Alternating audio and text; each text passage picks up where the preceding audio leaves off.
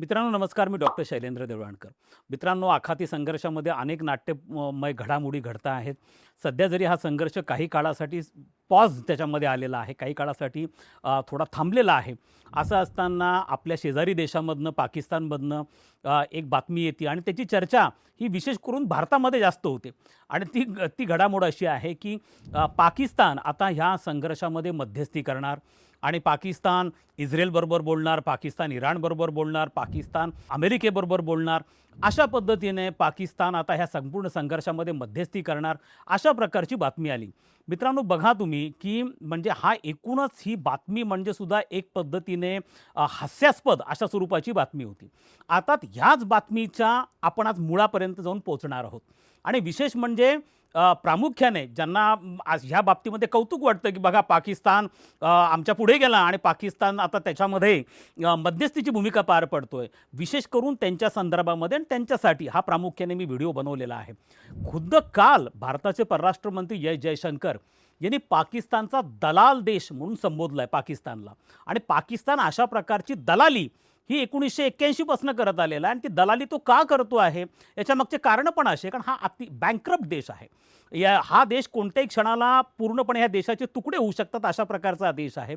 या देशामध्ये पख्तुनिस्तानचा संघर्ष चालला आहे, बलुचिस्तानचा संघर्ष चालला आहे, गिलगिट बाल्टिस्तान पेटून उठलेला आहे, सिंधमध्ये सिंध लिबरेशन मुवमेंट स्ट्रॉंग झालेली आहे.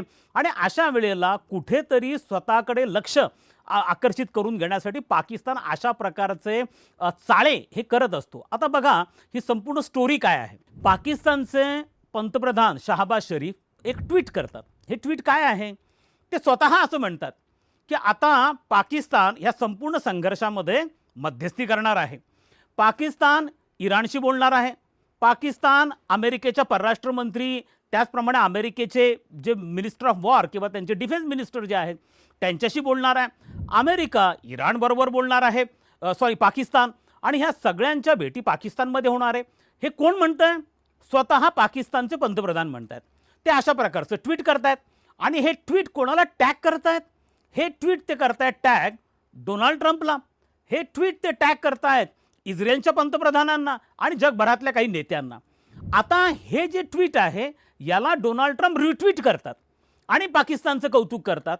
मित्रांनो बघा, स्वतःहून आम्ही घोषित करायचे की आम्ही मध्यस्थी करणार आहोत आणि त्याला केवळ रिट्विट केलेला आहे. आणि नंतर मग एक बातमी अशी येते की अमेरिकेने एक प्रस्ताव इराण पुढे मांडलेला आहे आणि तो प्रस्ताव जो आहे तो पाकिस्तान थ्रू इराणला कम्युनिकेट झाला आहे. बघा आता त्याच्यामध्ये पण झाला, हा जो प्रस्ताव अमेरिकेकडनं दिला गेला असेल सपोज पाकिस्तानच्या माध्यमातून, तर त्या प्रस्तावामध्ये अशा पद्धतीने होतं की इराणचा अण्वस्त्र कार्यक्रमावरती रेस्ट्रिक्शन्स आहेत, इराणच्या मिसाईल प्रोग्रामवरती रेस्ट्रिक्शन्स आहेत, state of Hormuz Iran open करणार आहे.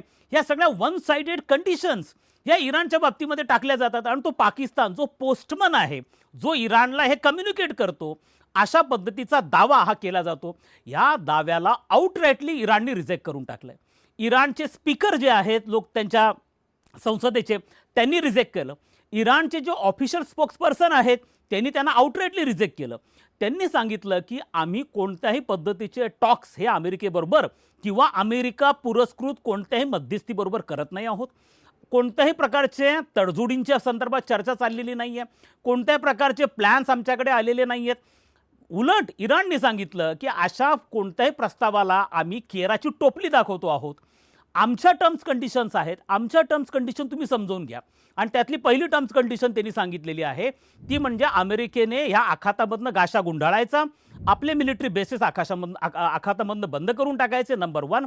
दुसरं, ह्या संपूर्ण संघर्षामध्ये आमचं जे नुकसान झालेलं आहे ह्या संपूर्ण नुकसानाची भरपाई ही अमेरिका आणि त्यांच्या मित्र देशांनी द्यायची आहे.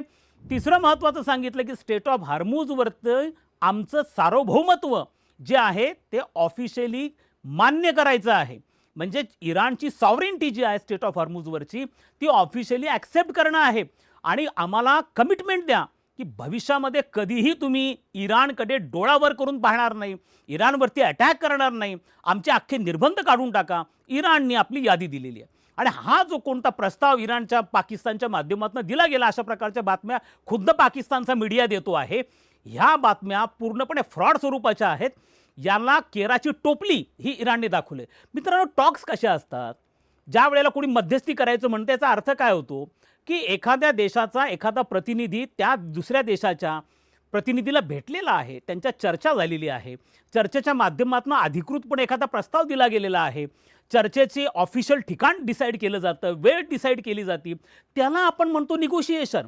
आता फॉर एक्झाम्पल अमेरिकेचे राष्ट्राध्यक्ष डोनाल्ड ट्रम्प हे रशियाचे राष्ट्राध्यक्ष व्लादिमीर पुतिन यांना भेटणार आहेत या संपूर्ण आखाती संघर्षाच्या संदर्भामध्ये. हा झाला तडजोडीचा प्रयत्न, ही झाली मध्यस्थी. मग इराण रशिया आणि अमेरिकेमध्ये आखातासंदर्भात चर्चा होतीये, याला म्हणतो बायलॅटरल टॉक्स. म्हणजे मी स्वतः घोषित करायचं की मी संपूर्ण प्रकरणामध्ये मध्यस्थी करणार आहे, मीच ट्विट करायचं, मीच सगळ्यांना टॅग करायचं आणि मग नंतर त्याला फक्त रिट्विट केलं म्हणून मी स्वतःच्या पाठीवरती थापटून घ्यायचं, शाबासकी स्वतःला घ्यायची की बघा मीच या सगळ्या गोष्टींची मध्यस्थी करतोय. मित्रांनो, हा जो सगळा प्रकार आहे याच्यातनं पाकिस्तान हा पुन्हा एकदा जगापुढे एक्सपोज झालेला आहे आणि स्वतःचं तिने हसू करून घेतलेला आहे. अरे हा पाकिस्तान जो अफगाणिस्तान त्यांचा शेजारी देश, जिथं तालिबानचं शासन आहे, ज्याला जन्म पाकिस्ताननी घातलेला आहे, तुम्ही त्यांच्याबरोबर पीस निगोशिएशन करू शकत नाही. तुम्ही त्यांच्यावरती अटॅक्स करताय. तुम्ही पाकिस्तानची आर्मी जी स्वतःला प्रोफेशनल आर्मी म्हणून घेते, या प्रोफेशनल आर्मीने काबूलमधल्या एका हॉस्पिटलवरती, रिहॅबिलिटेशन कॅम्पवरती, जिथं जे ड्रग्ज ॲडिक्टेड त्यांच्यावर ट्रीटमेंट चालती, अशा हॉस्पिटलवरती तुम्ही अटॅक करता आणि इनोसंट 400 लोकांना, पेशंटना तुम्ही मारून टाकता.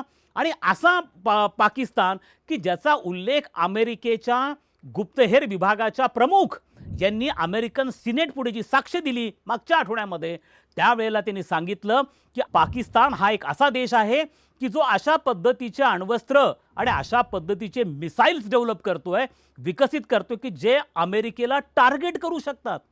अशा पद्धतीने पूर्णपणे त्यांनी पाकिस्तानला एक्सपोज केलेला असताना डोनाल्ड ट्रम्प असं म्हणतायत की पाकिस्तान, आम्ही कौतुक करतो की पाकिस्तान याच्यामध्ये मध्यस्थी करायला तयार आहे, पण ते ॲक्सेप्ट कोण करतंय हा अतिशय महत्त्वाचा प्रश्न आहे. या देशाला कोणीही गांभीर्याने घेत नाहीये. या देशाने आजपर्यंतचे एकमेव कॉन्ट्रीब्युशन आहे आणि ते म्हणजे या देशाने जगाला केवळ दहशतवादाची निर्यात केलेली आहे.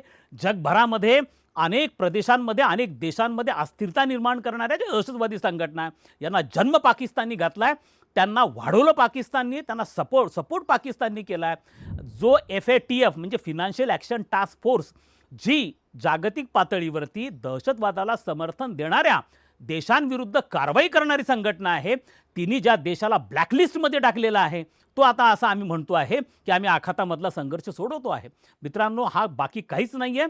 याच्या माध्यमातून हा पूर्ण देश पुन्हा एकदा एक्सपोज झालेला आहे आणि सगळ्यात महत्त्वाचं म्हणजे जयशंकर यांनी अत्यंत योग्य शब्द पाकिस्तानसाठी वापरला आहे. हा दलाल देश आहे. अशाच पद्धतीची दलाली करून हा शॉर्ट टर्म इंटरेस्ट घेत असतो. त्यांना अशा प्रकारची दलाली करूनच IMFचे बेलआउट पॅकेजेस मिळतात.